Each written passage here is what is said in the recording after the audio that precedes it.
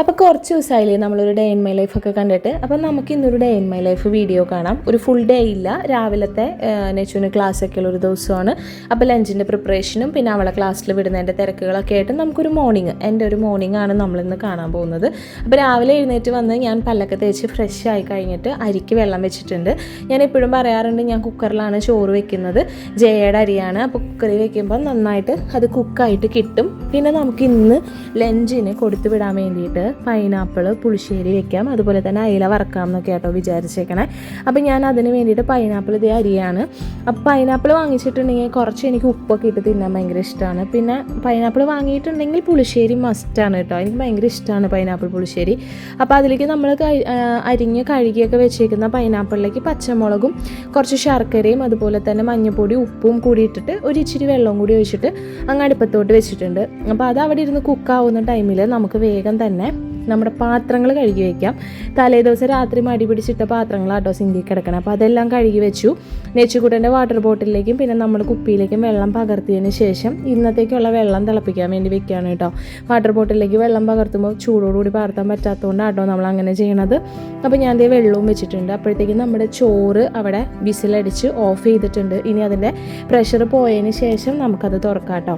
അപ്പോഴത്തേക്കും ഞാൻ ദേ ഇന്നലെ വാങ്ങിച്ചുകൊണ്ടുവന്ന മീനായിരുന്നു, അത് പുറത്തെടുത്ത് വെച്ചിട്ടുണ്ടായിരുന്നു ഐസ് പോകാൻ വേണ്ടി. അപ്പോൾ അത് ഐസൊക്കെ പോയപ്പോൾ ഞാൻ വേഗം വെട്ടി ക്ലീൻ ആക്കിയിട്ടുണ്ട്. ഇനി നമുക്ക് പുളിശ്ശേരിയിലേക്ക് ആവശ്യമുള്ള തേങ്ങയും അതുപോലെ തന്നെ ജീരകവും മഞ്ഞപ്പൊടിയും കൂടിയിട്ട് നന്നായിട്ട് വെളുത്തുള്ളിയും കൂടി ഇട്ടിട്ടുണ്ട്, നന്നായിട്ട് അരച്ചെടുക്കുക കേട്ടോ. നല്ല മഷി പോലെ അരച്ചെടുത്തിട്ട് അത് നമ്മൾ വേവിച്ച് വെച്ചേക്കുന്ന പൈനാപ്പിളിലേക്ക് ഇട്ട് കൊടുക്കുക. എന്നിട്ട് നല്ല പുളിയുള്ള തൈര് ഞാൻ വീട്ടിൽ തന്നെ ഉറയൊഴിച്ചതാട്ടോ. അപ്പോൾ അതും കൂടി അങ്ങ് ഒഴിച്ചു കൊടുത്തിട്ട് പിന്നെ നമ്മളധികം തിളപ്പിക്കരുത്. അത് കഴിഞ്ഞ് നമുക്ക് അതിലേക്ക് താളിപ്പിടാം കേട്ടോ. അപ്പോൾ ഞാനിവിടെ കടുക് പൊട്ടിച്ച് വറ്റൽമുളകും കറിവേപ്പിലയും കൂടി ഇട്ടിട്ട് ഒരു ഇച്ചിരി ഉലുവയും കൂടി ഇട്ടിട്ട് അതൊന്ന് താളിച്ച് ഒഴിച്ചപ്പോഴത്തേക്കും നമ്മുടെ പൈനാപ്പിൾ പുളിശ്ശേരി ഇവിടെ റെഡി ആയിട്ടുണ്ട്. നെക്സ്റ്റ് നമ്മൾ ചെയ്യാൻ പോകുന്നത് മീൻ വറക്കാൻ വേണ്ടിയിട്ട് അരപ്പിടുകയാണ് കേട്ടോ. സാധാരണ നമ്മളിടുന്ന പോലെ മഞ്ഞൾപ്പൊടി, മുളക് പൊടി, മല്ലിപ്പൊടി, ജിഞ്ചർ ഗാർലിക് പേസ്റ്റ്, കുറച്ച് വിനാഗിരി അതൊക്കെ കൂടി ഒഴിച്ച് മീൻ നന്നായിട്ട് പുരട്ടി വെച്ചിട്ടുണ്ട്. നമുക്ക് ഉണ്ടാവുന്ന പാത്രങ്ങൾ അപ്പം തന്നെ കഴുകി വെക്കുകയാണെങ്കിൽ രാവിലത്തെ ഭയങ്കരമായിട്ടുള്ള ജോലികൾ നമുക്ക് ഒന്ന് ഈസിയാക്കാനായിട്ട് പറ്റും കേട്ടോ. അപ്പോഴത്തേക്കും നമ്മുടെ ചോറ് റെഡി ആയിട്ടുണ്ട്. ഞാൻ ഇതുപോലെ കലത്തിലിട്ടിട്ട് കലം മുട്ടിടാറാണ് കേട്ടോ പതിവ്. പിന്നെ ഈ ഗ്യാസ് അടുപ്പ് എനിക്ക് എപ്പോഴും ഇങ്ങനെ തുടയ്ക്കണം.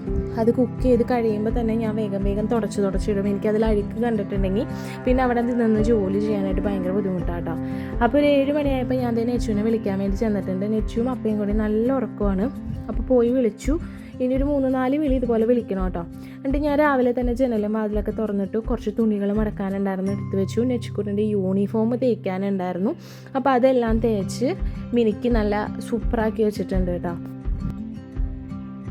പിന്നെ അപ്പോഴത്തേക്കും നമ്മുടെ മീൻ വറുത്തത് അവിടെ റെഡി ആവുന്നുണ്ട്. അപ്പോൾ അവൾക്കൊന്ന് ടിഫിനിൽ മുട്ട ബിസ്ക്കറ്റൊക്കെയാണ് വെച്ചേക്കണത്. ചോറ് ആയിട്ട് ഞാൻ ചോറ് വെച്ചിട്ടുണ്ട് ലഞ്ചിന്. പിന്നെ കുറച്ച് നെല്ലിക്ക് ഉപ്പിലിട്ടതുണ്ടായിരുന്നു, അപ്പോൾ അതിൻ്റെ കുരു കളഞ്ഞ് ഞാൻ മുറിച്ച് വെച്ചിട്ടുണ്ട്. പിന്നെ പൈനാപ്പിൾ പുളിശ്ശേരി മീൻ വറുത്തതും കൂടി വെച്ചിട്ടുണ്ട് കേട്ടോ. ഇനി നെച്ചുവിനെ വിളിച്ച് എഴുന്നേൽപ്പിക്കണം. കുറച്ച് നേരം അവിടെ പോയി കിടന്ന് വാവാവൊക്കെ പാടിയാലാണ് ആളൊന്ന് എഴുന്നേറ്റ് വരുള്ളൂ. ഞാനും തനീഷും കൂടി അവളെ എഴുന്നേൽപ്പിക്കാനുള്ള ശ്രമങ്ങളിലാട്ടോ. അപ്പോഴത്തേക്ക് അവൾക്ക് വേണ്ടിയിട്ട് രാവിലെ നമ്മൾ ദോശയാണ് ഉണ്ടാക്കണേ. അപ്പോൾ ഞാൻ ദോശ നെയ്യിട്ട് ദോശ ഉണ്ടാക്കിക്കൊണ്ടിരിക്കും. പിന്നെ പുള്ളിക്കാരത്തി ഇപ്പോൾ തുടങ്ങി തന്നെത്താനെ കേട്ടോ ബുക്കുകളൊക്കെ എടുത്ത് വെക്കണം. അപ്പോൾ ആളെ കൊണ്ട് തന്നെ ബുക്കൊക്കെ എടുത്ത് വെപ്പിച്ച് ആ ടൈമിനുള്ളിൽ ഞാൻ വേഗം അവൾക്ക് ദോശ കൊടുക്കാം കേട്ടോ. ഇരുന്ന് കൊടുക്കാത്തത് അവിടെ ഞാൻ ദോശ ചുട്ടുകൊണ്ടിരിക്കുകയാണ്. അപ്പോൾ ഇടയ്ക്കിടയ്ക്ക് അടുക്കളയിലോട്ട് ഓടേണ്ടത് കൊണ്ടാണ് ഞാൻ അങ്ങനെ നിന്ന് ഫുഡ് കൊടുക്കണം കേട്ടോ. അത് കഴിഞ്ഞ് അവളുടെ ലഞ്ച് ബോക്സും ടിഫിൻ ബോക്സും വാട്ടർ ബോട്ടിലും എല്ലാം ബാഗിലോട്ട് വെച്ച് നമുക്കിനി യൂണിഫോമൊക്കെ മാറി റെഡിയാവാം. അപ്പോൾ ഇന്ന് മുടി മെടഞ്ഞ് കെട്ടണം എന്നാണ് പുള്ളിക്കാരത്തിയുടെ ആഗ്രഹം. ആയിക്കോട്ടെ എന്ന് വിചാരിച്ചു. മുടിയൊക്കെ മെടഞ്ഞു കൊടുത്തു.